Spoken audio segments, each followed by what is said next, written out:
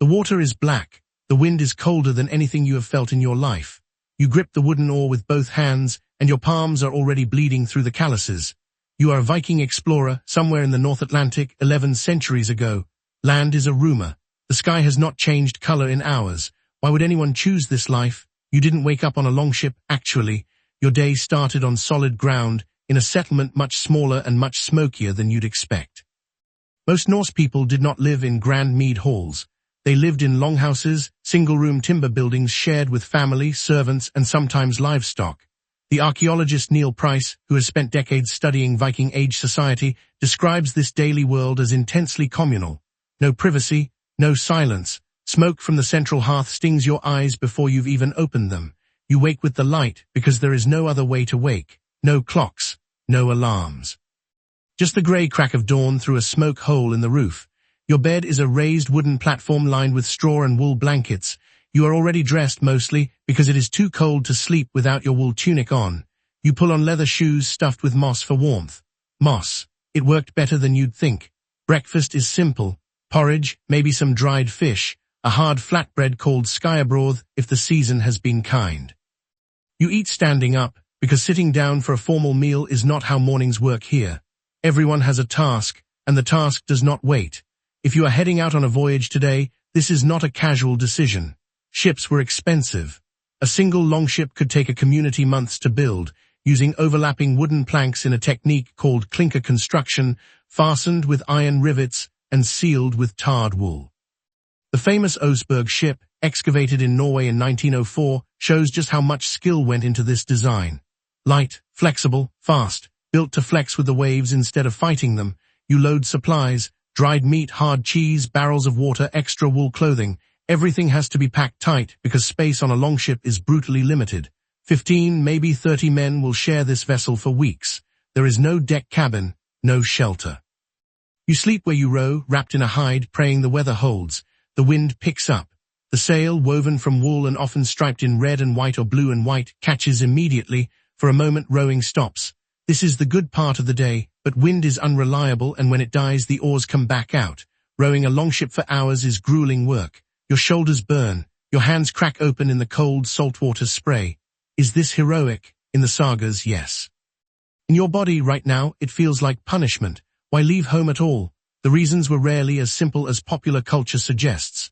Raiding gets the headlines, but most Norse voyages were about trade, exploration, or finding new farmland.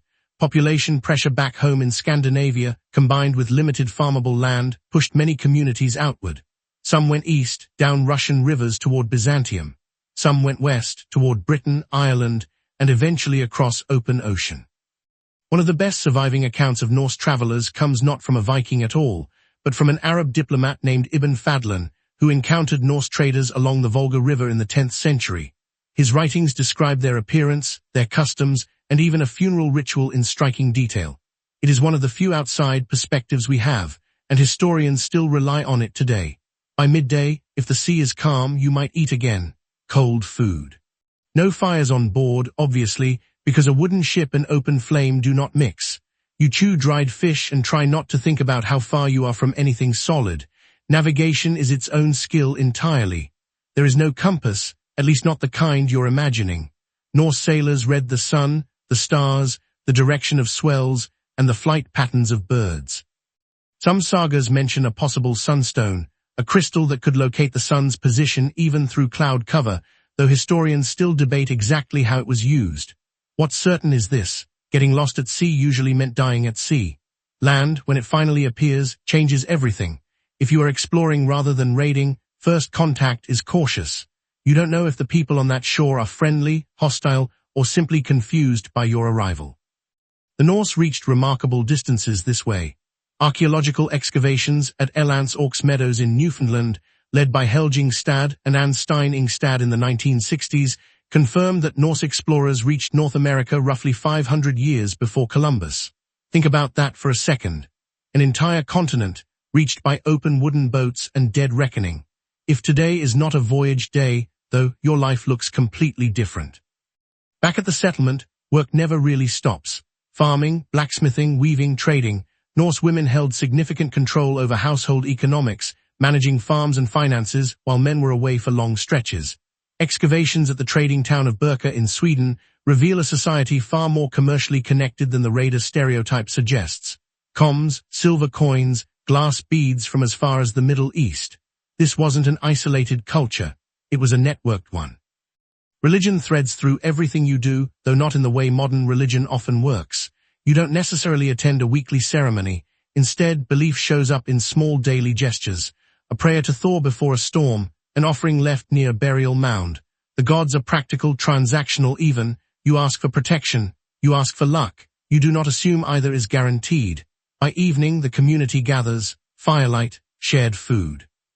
Someone tells a story, maybe about a real voyage, maybe about gods and monsters, and the line between the two isn't always clear to you. This oral storytelling tradition eventually became the sagas, written down centuries later, blending real historical events with legend. Historians now spend enormous effort separating fact from embellishment within these texts. Sleep comes early, because staying up late means burning oil or tallow candles you can't easily spare. You lie down again on that straw platform, muscles aching from rowing or farming or hauling water, and you think about tomorrow. Another voyage maybe, another harvest, another storm to survive. Here's the twist though, the one that tends to surprise people.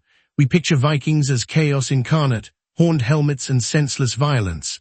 But the horned helmet is pure fiction, invented by 19th century artists and opera costume designers. The real Norse world was defined far more by trade routes, farming calendars, legal assemblies called things, and long-distance exploration than by random destruction. Violence existed, absolutely. So did organized law, poetry, craftsmanship, and some of the most advanced shipbuilding technology in the medieval world. And that echo hasn't disappeared. Modern maritime navigation still owes conceptual debts to the dead-reckoning techniques Norse sailors refined out of necessity.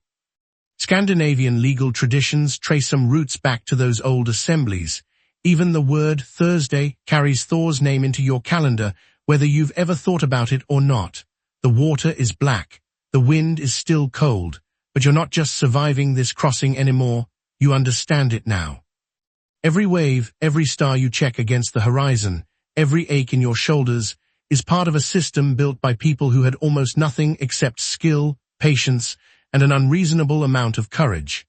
You are a Viking explorer, and this brutal, freezing, endless feeling journey is exactly how an entire continent quietly got discovered.